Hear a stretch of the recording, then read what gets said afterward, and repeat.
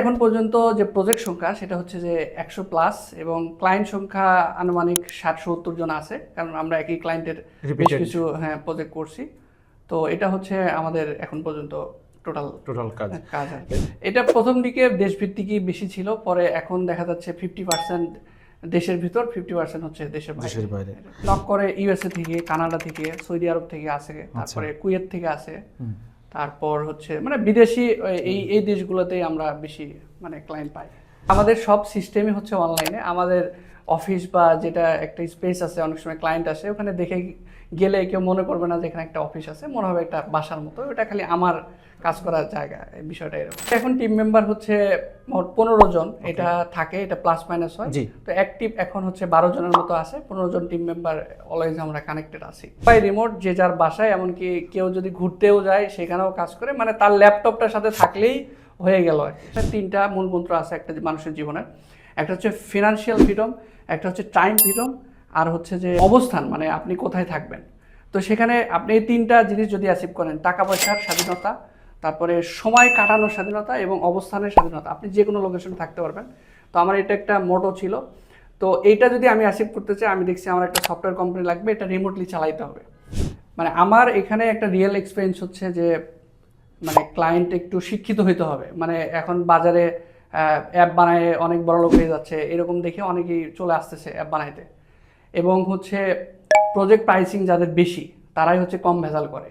যারা কম দামি ক্লায়েন্ট এবং হচ্ছে যারা দেশের ভিতর, তারাই এই ভেজালটা বেশি করে। আর যারা বেশি দামি ক্লায়েন্ট এবং শিক্ষিত দেশের বাইরে, তারাই আসলে মানে ঝামেলা কম করে। দেশের ভিতরেও যারা ওই যে বেশি দামি ক্লায়েন্ট শিক্ষিত, তারাও মানে কোনো ঝামেলা করে অর্থাৎ প্রোডাক্টটা। তো আমি যেটা এখন আস্তে আস্তে যে জিনিসটা নিয়ে আসছি, ওই ধরনের ক্লায়েন্টগুলোকে আমি আর হচ্ছে নেই না। আমি একটা ক্লায়েন্টকে নেওয়ার আগে তার সম্পর্কে জানি কি করে না করে। তো মূল অ্যান্সারটা হচ্ছে, প্রিয় দর্শক, আসসালামু আলাইকুম, শুভেচ্ছা সবাইকে।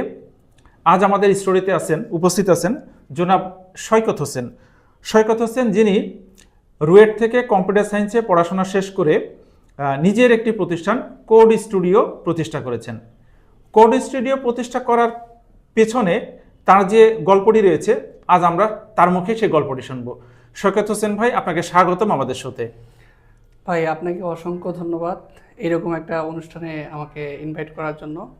আশা করছি আজকে খুব ভালো একটা আলোচনা হবে, আমার কোম্পানি সম্পর্কে আমি ভালো বিস্তারিত জানাতে পারবো ইনশাআল্লাহ। সৈকত ভাই, আপনি পড়াশোনা করেছেন রুয়েট থেকে কম্পিউটার সায়েন্সে। সাধারণত যেটা হয় যে কম্পিউটার সায়েন্স থেকে পাশ করার পরে স্পেশালি রুয়েট, বুয়েট এই ধরনের প্রতিষ্ঠান হয়, ঢাকায় কোনো বড় প্রতিষ্ঠানে চাকরি নেয়, আদারওয়াইজ যাদের সুযোগ থাকে তারা দেশের বাইরে চলে যায়। তো এক্ষেত্রে আপনার ক্ষেত্রে ঘটনা ঘটেছে আরও উল্টো। আপনি রাজশাহীতেই থেকে গিয়েছেন এবং নিজের একটি প্রতিষ্ঠান কোড স্টুডিও প্রতিষ্ঠা করেছেন।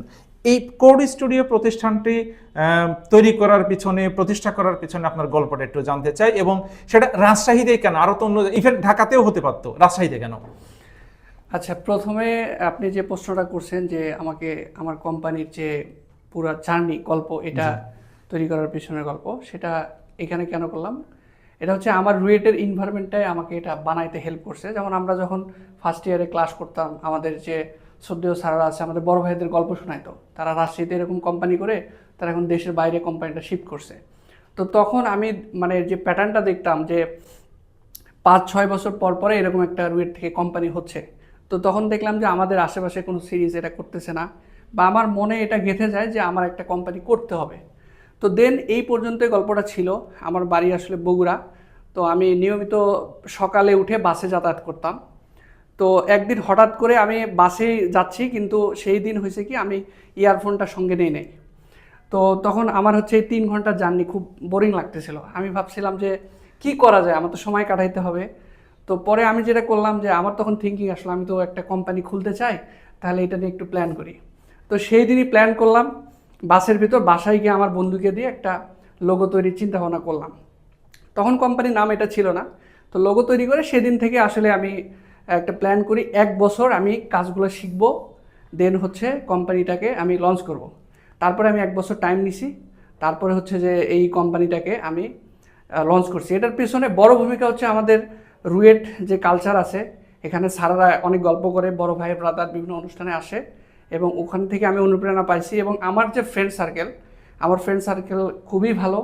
তারা খুবই সাপোর্টিভ ছিল। আরেকটা জিনিস আমার এই কোম্পানির পিছনে সবচেয়ে বেশি গুরুত্বপূর্ণ হচ্ছে, আমি আমাদের রুয়েটে প্রথম দিন থেকে এখন পর্যন্ত মানে ক্লাস রিপ্রেজেন্টেটিভ ছিলাম।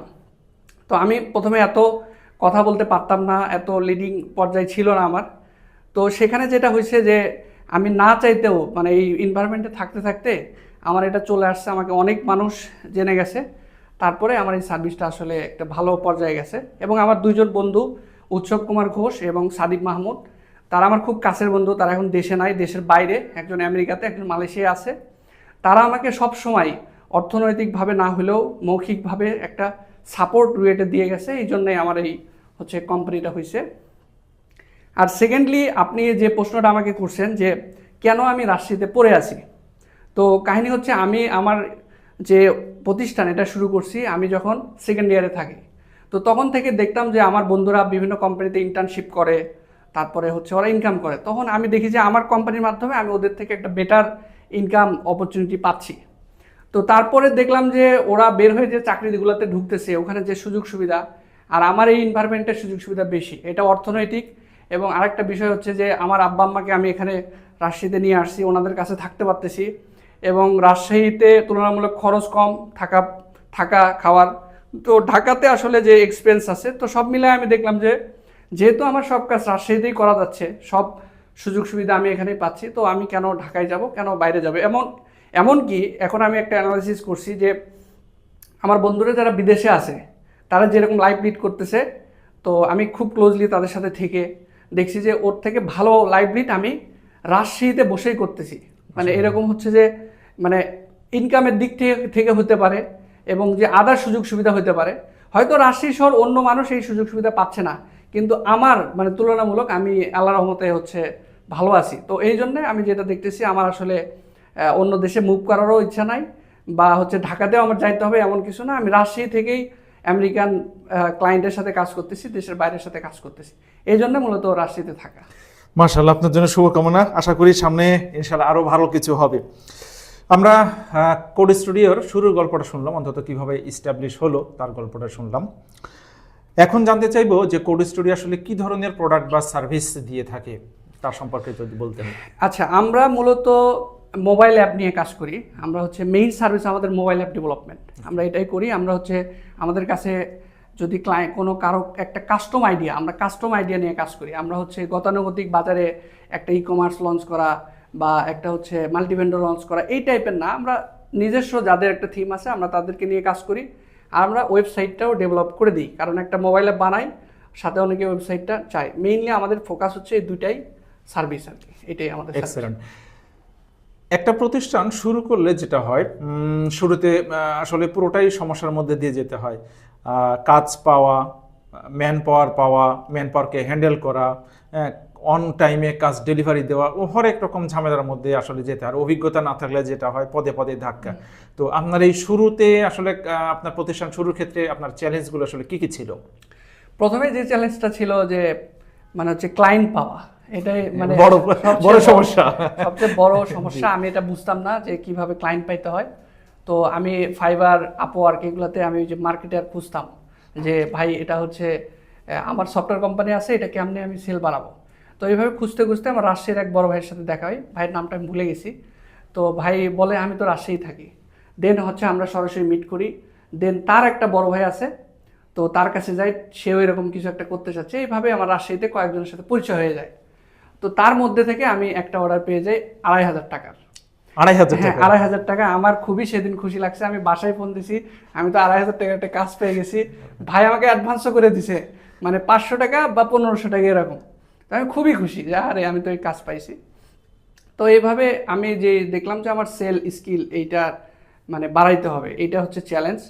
তো তখন আমি ইন্টারনেটে, ইউটিউবে যারা সফটওয়্যার কোম্পানির মালিক তারা যে বক্তব্যগুলো দিচ্ছে আমি এগুলো শুনছি। যেমন বেন স্টেশনের রাইসুল কবির ভাই, ওনার 2-1টা বক্তব্য ছিল। তো ওনার একটা বক্তব্যে হচ্ছে উনি বলছিল উনি একটা বই পড়ছে যে ইন্ডিয়ান একটা সফটওয়্যার কোম্পানি আছে, সেটার মালিক লিখছে হাই পারফরমেন্স এন্টারপ্রেনার। তো সেই বইটার মধ্যে লেখা আছে কিভাবে প্রজেক্ট পাইতে হয়। তো আমি ওই বই সার্চ করি, এটা আসলে পাওয়া যায় না, রকমারিতে নক করি, সেটা আমাকে ইন্ডিয়া থেকে এনে দেয়। এবং ওই বইটা পড়ে আমি একটা ওভারঅল আইডিয়া পাইছি, এটা তখন আমি সেল ঘটাইতে পারছি, এটা একটা চ্যালেঞ্জ ছিল। তারপরে থেকে তো আস্তে আস্তে হচ্ছে এমপ্লয়ি নিয়ে কাজ করতেছি, প্রজেক্ট ডেলিভারি হচ্ছে, এটার মধ্যে দিয়েই ছিল। মানে প্রথমে ছিল মানে হচ্ছে সেলস যে চ্যালেঞ্জটা। 2,500 টাকা দিয়ে আপনার প্রথম প্রজেক্টের কাজ শুরু হলো, তো শুরু তো হলো, এরপরে ধাপে ধাপে আপনার এই পর্যন্ত আপনি কতগুলো ক্লায়েন্ট নিয়ে কাজ করেছেন বা কতগুলো প্রজেক্ট নিয়ে কাজ করেছেন? আচ্ছা, আমাদের এখন পর্যন্ত যে প্রজেক্ট সংখ্যা সেটা হচ্ছে যে 100+, এবং ক্লায়েন্ট সংখ্যা আনুমানিক 60-70 জন আছে, কারণ আমরা একই ক্লায়েন্টের বেশ Repeated. কিছু প্রজেক্ট করছি।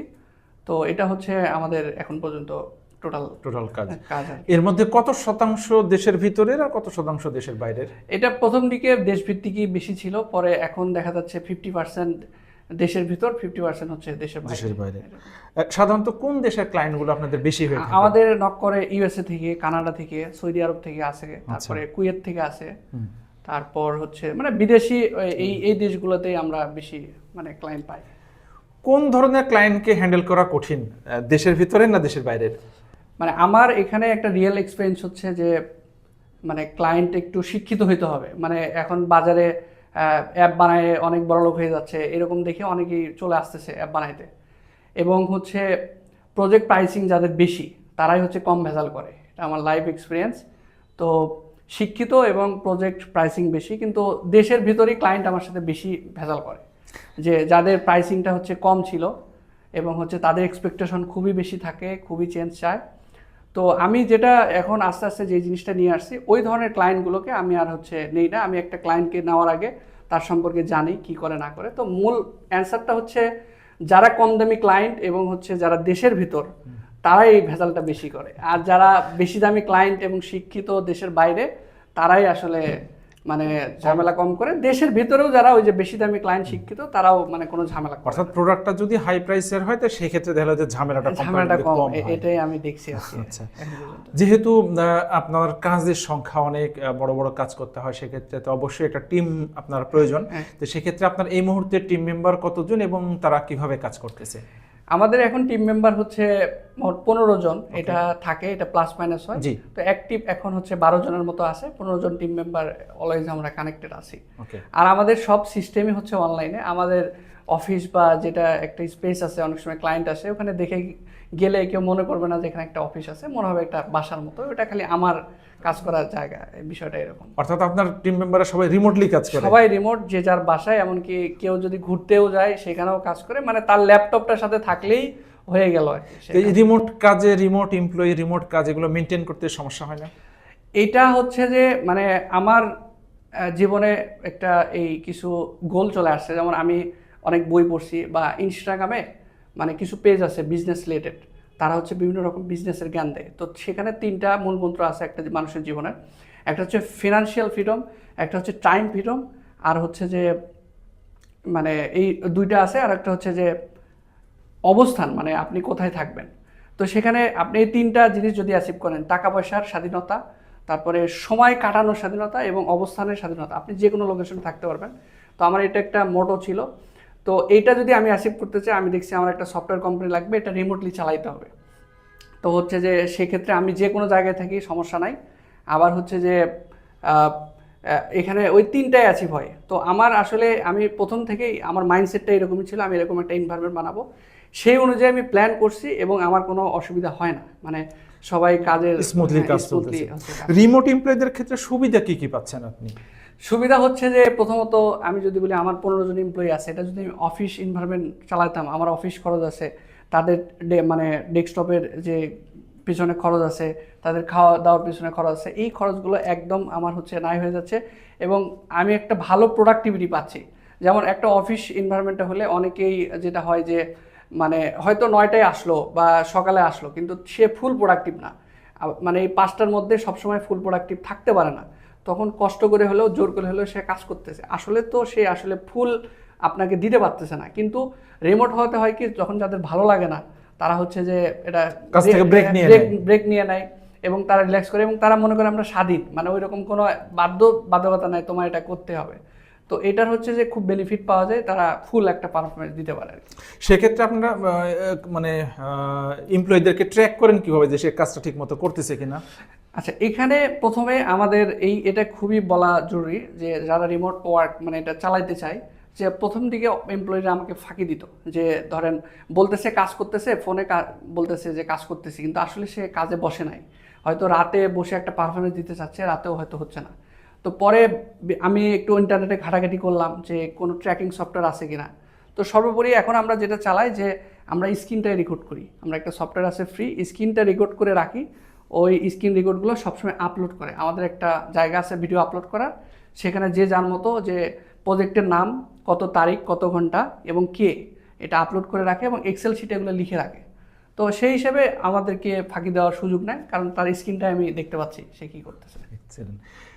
আপনার যেহেতু টিমে লোক প্রয়োজন হয়, লোক আপনারা নিয়োগও দেন, তো লোক নিয়োগের ক্ষেত্রে কাদেরকে প্রায়োরিটি দেন, ফ্রেশারদেরকে নাকি অভিজ্ঞতাদেরকে?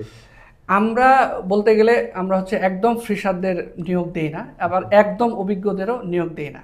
আমার এখানে যেটা প্ল্যান আছে যে আমরা হচ্ছে যে যারা টুকটাক একটু কাজ পারে এবং হচ্ছে যাদের একদম রিয়েল একটা প্রজেক্ট, একটা প্লে স্টোরে অ্যাপ আছে বা সে যে ওয়েবসাইটগুলো বানাইছে লাইভ লিঙ্ক আছে, ওটা আমি গিয়ে দেখতে পারি।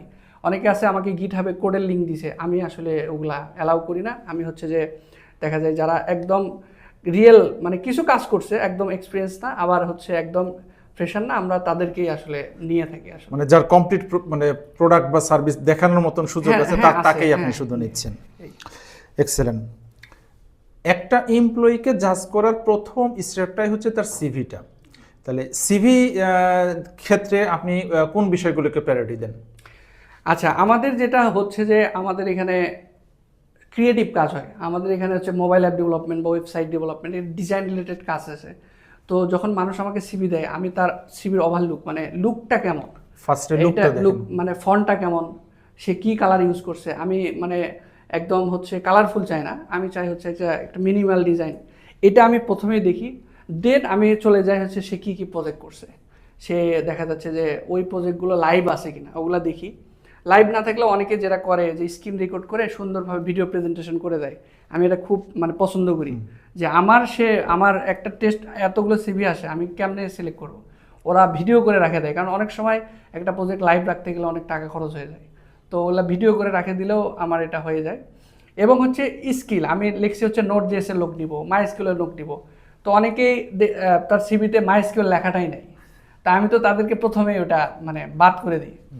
তারপরে তার শিক্ষাগত যোগ্যতা অবশ্যই ভালো ভার্সিটি থেকে পড়তে হবে, যেমন আমাদের এখানে সবাই সিএসসি গ্রাজুয়েটরাই কাজ করে, তো এই জিনিসগুলো দেখে তারপরে তাকে কল করি। জবের আবেদনের ক্ষেত্রে ফ্রেশাররা সাধারণত কোন জায়গাতে ভুল করে বেশি? এটা হচ্ছে মানে রিসেন্টলি আমার যেই অভিজ্ঞতা হয়েছে যে আজ থেকে 6 মাস আগে আমরা একটা সার্কুলার দিয়ে দিছি অলরেডি, তো সেখানে দেখা যাচ্ছে যে একজন অ্যাপ্লাই করছে বা আমাকে রিচ করে হোয়াটসঅ্যাপে হোক তার মেসেঞ্জারে হোক যে ভাই আমি আমি তো অ্যাপ্লাই করছি। তো আমি যারা রিচ করে আমি তাদেরকে একটু ভালোভাবে বলি যে তোমার সিভিটা দাও বা তোমার লাইভ প্রজেক্ট আছে কিনা। সে বলতেছে না ভাই লাইভ প্রজেক্ট নাই, তবে আমি এটা রেডি করে দিতে পারবো। তো তখন আমি আর তার সাথে কথা বলি নাই, কারণ আমার তো ওই রকম সময় নাই, আমি হচ্ছে দেখা যাচ্ছে অন্যদেরকে নিয়ে নিছি। পরে আবার দেখা যাচ্ছে 6 মাস পরে আমি আবার অ্যাপ্লাই মানে জব সার্কুলার দিছি, তো তারা হচ্ছে আবার অ্যাপ্লাই করছে, আবার সেম মেসেজ। তো এই যে গত 6 মাস গেল, তো সে কি করলো, সে তো তার লাইভ প্রজেক্টটা লাইভ করতে পারতো, তো সে তাকে ইমপ্রুভ করতে পারতো, অর্থাৎ নিজেকে সে ইমপ্রুভ করতেছে, নিজেকে ইমপ্রুভ করতে চাকরি খুঁজেই যাচ্ছে, তার সবকিছু ওভারঅল ইমপ্রুভ করতে হবে, তাহলে হবে। রাজশাহীতে যদি কেউ ক্যারিয়ার গড়তে চায়, তাহলে রাজশাহী আসলে ক্যারিয়ার গড়ার ক্ষেত্রে এই মার্কেটটা কতটুকু প্রস্তুত? ক্যারিয়ার গড়ার ক্ষেত্রে বলতে মানে যেটা হচ্ছে কি, রাজশাহী থেকে তো রিমোট জব করা যাবে, দেশের বাইরে, এটা হচ্ছে পুরা আপনি যে কোনো জায়গা থেকে থাকেন এটা তো পারবেনই। এর বাইরেও আমাদের যে হাইটেক পার্ক আছে, যা বিভিন্ন সফটওয়্যার কোম্পানিগুলো আছে, তাকে দেখতে হবে তারা কোন কোন জিনিস নিয়ে কাজ করে। কেউ ওয়ার্ডপ্রেস নিয়ে কাজ করতেছে, কেউ লারাবেল, কেউ ফ্লাটার, কেউ নোট.js। তো তার যে রিলেভেন্ট স্কিল সেই অনুযায়ী যে কোম্পানি আছে ওদেরকে টার্গেট করে যে ওরা কখন জব সার্কুলার দিচ্ছে ওদের সাথে যোগাযোগ করা, যে ভাই আমি এটা পারি বা আমাকে একটু ইন্টার্নশিপ হিসাবে নেন, আমাকে একটু সুযোগ দেন। এইভাবে অনেকেই মানে এখানে একটা ভালো ক্যারিয়ার করার আছে। আর অনলাইনে তো এটা আছে আর কি। অর্থাৎ দিন শেষে মানে একটু নিজেকে গিয়ার আপ করার সুযোগটা সবসময় রাখতেই হবে এবং তৈরি করতে হবে নিজেকে। চমৎকার। কেউ যদি মনে করে ঠিক আছে আমি হচ্ছে যে ঢাকার স্ট্যান্ডার্ডে স্যালারি পেতে চাই, তাহলে ওই কর্মীটাকে আসলে কি করতে হবে?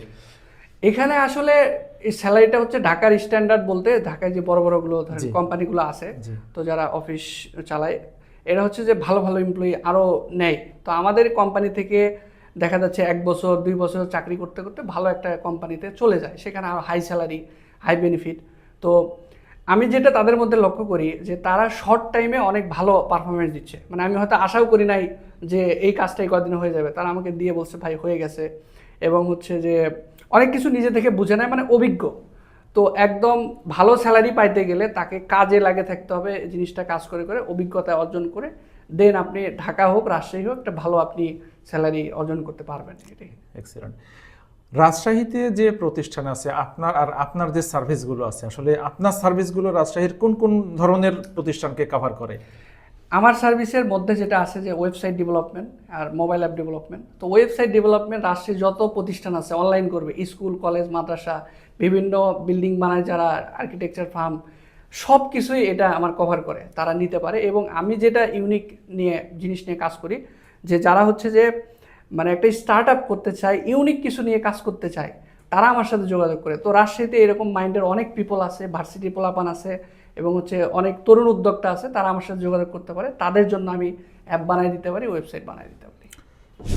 সৈকত ভাই, রাজশাহীর একটি সুনামধন্য প্রতিষ্ঠান জেরোনাইটির পক্ষ থেকে আপনার জন্য এই gift হ্যাম্পারটি। Leading the future of AI chatbots.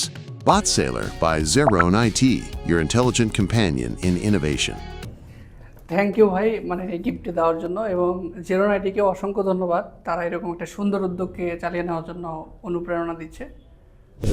প্রিয় দর্শক, আমরা এই সুদীর্ঘ আলোচনা থেকে যে বিষয়টা জানলাম, প্রথমত হলো রাজশাহীতে কাজের মার্কেটটার ক্ষেত্রে আপনার ভিশনটা, আপনার দৃষ্টিটা পরিবর্তন করতে হবে। আমি অফিসে গিয়ে কাজ করব, এর পরিবর্তে যদি আপনি মনে করেন যে আমি কাজ করব, সেটা অফিসে হোক বা রিমোটলি হোক, তাহলে আপনার জন্য সুযোগটা তৈরি হয়ে যাবে রাজশাহীর পরিবর্তে তখন গোটা পৃথিবীব্যাপী। অর্থাৎ আপনি তখন রাজশাহীতে বসেও গোটা পৃথিবীর যে কোনো জায়গা থেকে আপনি কাজ করতে পারেন। আর একটা যে জিনিস শিখলাম, যেটা আমাদের মতন প্রতিষ্ঠানদের জন্য একটা শিক্ষণীয় বিষয়, যে এমপ্লয়িকে সবসময় অফিসে বসিয়ে কাজ করতে হবে, বিষয়টা এরকম। ভিডিওটি যদি ভালো লেগে থাকে তাহলে লাইক এবং কমেন্ট করবেন, আর যদি আপনার কোনো বন্ধুর কাজে লাগবে বলে মনে করেন তাহলে শেয়ার করে দিবেন। সৈকত ভাই, আপনাকে অসংখ্য ধন্যবাদ আমাদের এই শোতে সময় দেওয়ার জন্য। আপনাকেও ভাই অসংখ্য ধন্যবাদ, এরকম একটা সুন্দর উদ্যোগ আপনি চালিয়ে নিচ্ছেন। আমি চাই এটা আগামীতে আরও বড়োভাবে আপনি চালিয়ে যান। ইনশাআল্লাহ।